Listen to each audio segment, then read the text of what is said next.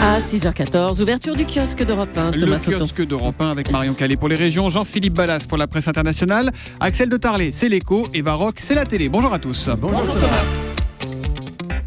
On commence avec vos quotidiens nationaux. Ça débat beaucoup sur fond de lutte contre le terrorisme dans vos journaux ce matin. La police renforcée, la justice à la traîne. Titre par exemple Le Figaro, qui déplore qu'en dépit des moyens financiers et humains avancés, la politique pénale reste inchangée. La contrainte pénale qui permet des peines alternatives à la prison pour certains délinquants n'est pas remise en cause, regrette Le Figaro. L'humanité s'inquiète également, mais pour une autre raison. Égalité sociale, la priorité oubliée par Valls, ce qui fait dire au journal que le gouvernement s'attaque au mal, mais pas à la racine. 20 minutes, titre Liberté surveillée. Des défenseurs des libertés individuelles s'inquiètent du risque pour la démocratie que représenteraient selon eux les toutes dernières mesures annoncées. Un poil désabusé, la une de Métro News, déjà la désunion nationale. L'école avec le sourire, c'est possible. Et on remercie le Parisien ce matin, le Parisien qui a rencontré Mathilde Lévesque. Elle est prof à Aulnay-sous-Bois, en Seine-Saint-Denis, et elle a compilé dans un livre les plus belles répliques de ses élèves. Alors en mode poète, ça donne « Phèdre, tu as voulu me faire face, maintenant il faut que je te tabasse ». Autre scène, toujours en classe. Je vous ai dit de pas vous battre, mais vous faites quoi quand on vous agresse ? Eh bien, j'utilise les mots, pas les points. Ouais, genre le mec, il est là, il vous sort son coutal et vous, hop, vous dégainez le Scrabble, quoi. Voilà, je vous assure que ça fait du bien. Cette prof formidable s'appelle donc Mathilde Lévesque. À la une des régions, Marion Calais, quelles sont les unes les plus marquantes dans la presse quotidienne régionale ce matin ? Eh bien, d'abord, cette injonction de Var Matin, rembourser, écrit le quotidien pour évoquer le ras-le-bol des assurés face à la grève administrative des médecins qui rallonge le délai de traitement des feuilles de soins et donc les remboursements. Du pétrole aussi à la une de l'Est républicain avec des forages de reconnaissance en Meurthe-et-Moselle qui devraient avoir lieu fin février près d'un site où l'or noir a déjà été exploité entre 1975 et 1998. On creuse, mais on ne trouve pas forcément. Donc voilà. Là, on sait qu'il y en a un peu. Enfin là, on va recreuser, puis on va voir surtout. Dans Presse Océan, un avocat nantais qui s'attaque à Facebook. Son client a été exclu pour avoir publié sur le réseau social le tableau de Gustave Courbet, L'origine du monde. Le dossier est évoqué aujourd'hui à Paris. L'histoire du jour, vous l'avez trouvée dans la Provence. 145 millions de Chinois, les yeux tournés vers Marseille. Que se passe-t-il ? 145 millions, je suis sûre que ça va faire rêver Eva Roch, puisque c'est l'audience de la série qui est en train d'être tournée à Marseille. C'est un peu plus de 2 fois la population française, imaginez. La saison 2 sera diffusée à partir de l'été prochain. Avec donc pour décor le Panier, le Vieux-Port, l'Opéra, le Château Borelli. Une série façon Plus belle la vie, nous dit la Provence, autour de 2 familles ayant immigré à travers le monde pour faire des affaires. Il n'y aura donc pas que la France dans cette saison 2. Il y aura aussi les États-Unis ou l'Afrique du Sud. Une série quand même 100% garantie, sans sexe ni corruption. Censure oblige, évidemment, on est en Chine. Alors, le réalisateur s'explique sur son choix. Il avait déjà tourné à Marseille et à Paris. Évidemment, Marseille, c'était le choix de la couleur. Et puis, il assure qu'il commence à y avoir une communauté chinoise importante dans la ville. Forcément, Marseille espère que ça amènera des touristes. Vous savez pas qu'elle vous pique un peu votre boulot ce matin ? J'ai l'impression. Je sais pas que vous allez nous parler tout à l'heure. La presse internationale avec Jean-Philippe Ballas ce matin. Jean-Philippe, une découverte qui a de quoi vous mettre mal à l'aise. Le radar qui voit à travers les murs de la maison. Oui, c'est le quotidien USA Today qui fait cette révélation. Depuis plus de 2 ans maintenant, et en catimini, le FBI et quelques autres agences utilisent une machine aussi révolutionnaire que flippante, passez-moi l'expression. Un radar qui permet de tout scruter à l'intérieur de chez vous sans avoir besoin d'ouvrir la porte, de détecter le mouvement le plus infime comme le souffle de votre respiration. Résultat, même si vous êtes immobile dans un placard, on vous voit quand même. Cette technologie fonctionne, paraît-il, grâce à des ondes radio ultra perfectionnées. Souvent dans le placard chez vous ou pas ? Non, c'est juste... On peut tester. Ça pose quand même. Je vais pas vous raconter ma vie à 6h18. Non, surtout pas. De toute façon, c'est tout avec le radar. Donc.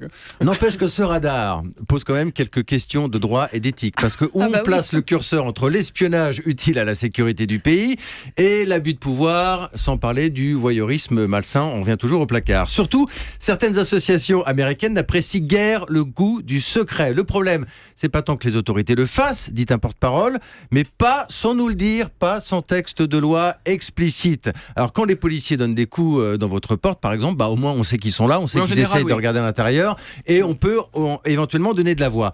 En face, les défenseurs du radar, eux, disent que la machine a quand même quelques vertus dans une prise d'otage, par exemple. vous avez un allié là très précieux parce que vous pouvez voir exactement où sont les terroristes et où sont les prisonniers. Bref, il y a un grand débat qui commence aux États-Unis.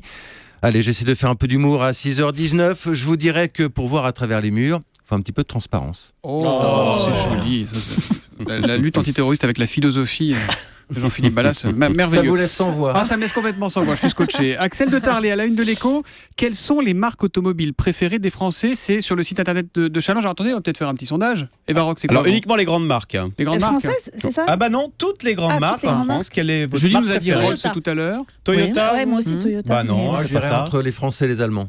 Alors oui, c'est bon ça. Mais alors donc il y a beaucoup de marques françaises et beaucoup de marques allemandes. Je sais pas, C'est Peugeot, Renault, Audi, Alors c'est BM. Peugeot, bravo, à égalité avec Audi. Voici les deux marques préférées des Français. Et c'est quand même une belle victoire pour Peugeot, qui est la marque préférée des Français. Vous avez avec vu comment Audi. il fait, Jean-Philippe, pour tout gagner. Il cite toutes les marques. C'est sûr que- J'en avais 2 sur 4. Donc belle reconnaissance pour Peugeot qui quand même a eu la 308 qui a été élue voiture de l'année, et belle reconnaissance pour la stratégie de Peugeot qui fait tout pour monter en gamme, pour essayer notamment de vendre ses voitures aux Chinois en disant il y a la qualité française et ça marche. En Chine, plus 43% de ventes pour Peugeot. Peugeot vend plus en Chine maintenant qu'en France. Alors, ça marche pour Peugeot, ça marche pas. Vous savez que Peugeot PSA, ils ont voulu aussi créer une marque haut de gamme, DS. Alors là, elle est pas du tout dans les marques préférées des Français, elle est tout en bas. Alors là, chez Peugeot Citroën, on explique que ça va prendre du temps de créer une marque haut de gamme. Et l'image de Renault? Alors Renault, non, tout en bas du classement. C'est pareil pour Dacia, mais vous allez me dire, c'est une stratégie voulue par Carlos Ghosn qui dit la voiture n'est plus quelque chose qui fait rêver. La voiture est devenue quelque chose d'utilitaire. On achète un bon rapport qualité-prix, quelque chose d'utilitaire, ça fait pas rêver. C'est comme le frigo. Tant qu'il y a la lumière quand on ouvre la porte, c'est bien, Exactement, quoi. ça fait pas rêver, mais ça marche. la Vous voyez, comparaison. Renault Dacia, Dacia plus 19% de ventes. Renault vend dans le monde entier en se disant, partout dans le monde, en Inde, en Chine, au Brésil, vous avez une classe moyenne qui n'a pas les moyens de s'offrir le luxe allemand et qui va s'offrir le bon rapport qualité-prix français. Donc finalement, ce classement, c'est un coup de chapeau pour nos deux constructeurs. Et ben voilà, il y a toujours du positif avec Axel de Tarlé. À la télé ce soir, 21h40 sur France 5. Il faut regarder Duel, nous dit Eva Rock. Ah oui, est-ce que vous êtes capable de me dire qui chante? Calas, non? Oh, oui. Ah oui, ouais. C'est pas Nana Mouskouri? Si on peut évacuer Et Julie. alors, et alors, cette autre voix, d'après vous? C'est plus plus la difficile. Calas. C'est pas la Calas. Non. Tebaldi. C'est une podcast. Exactement, c'est Tebaldi. C'est Renata Tebaldi. Duel, c'est une série documentaire qui va mettre en opposition deux personnages. Et donc là, on va découvrir Maria Callas, donc la grecque, et Renata Tebaldi, l'italienne. L'histoire des deux plus grandes sopranos du XXe siècle qui n'ont cessé de se disputer. Alors, les scènes des opéras du monde entier, ça va de la Scala de Milan au Metropolitan de New York. Et la rivalité, alors, entre Tebaldi, dont on reconnaissait tous la voix magnifique, et Callas, qui s'était plutôt fait remarquer par ses qualités d'interprète, elle est née dans les années 50. Toutes les deux, elles sont conviées à chanter à l'opéra de Rio. Et c'est André Second, qui est biographe de Tebaldi, qui raconte la réaction de la Callas quand le directeur de l'opéra décide de résilier son contrat. Fureur de la Callas, je crois qu'elle lui a lancé l'encrier du bureau à la figure, surtout lorsqu'elle a appris que celle qui l'a remplacée, c'était Renata Tebaldi. La rivalité entre la Callas et la Tebaldi a démarré à ce moment-là, à Rio, en 1951. Et ça a duré des années, une rivalité incroyable. Alors quand on demandait à la Callas ce qu'elle pensait de Renata, les journalistes adoraient lui poser la question. Elle répondait: ne comparez pas le champagne et le Coca-Cola. Voilà.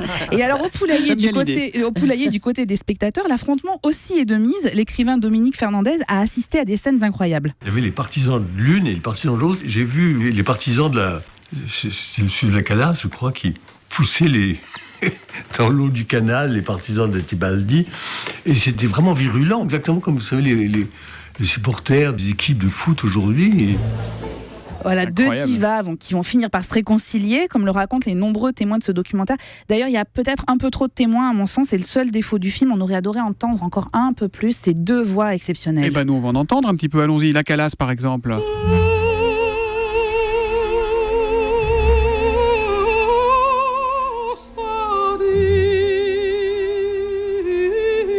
La Norma, évidemment. On a encore 10 secondes pour Renata Tebaldi, juste après. On a jusqu'à 9h. Hein.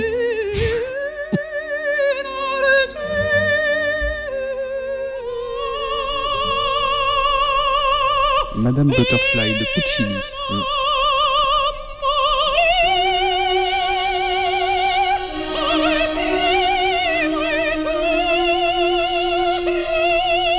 Ça s'appelle Duel, c'est sur France 5 ce soir, c'est à 21h40 et ça fait sauter les coupes de champagne en cristal.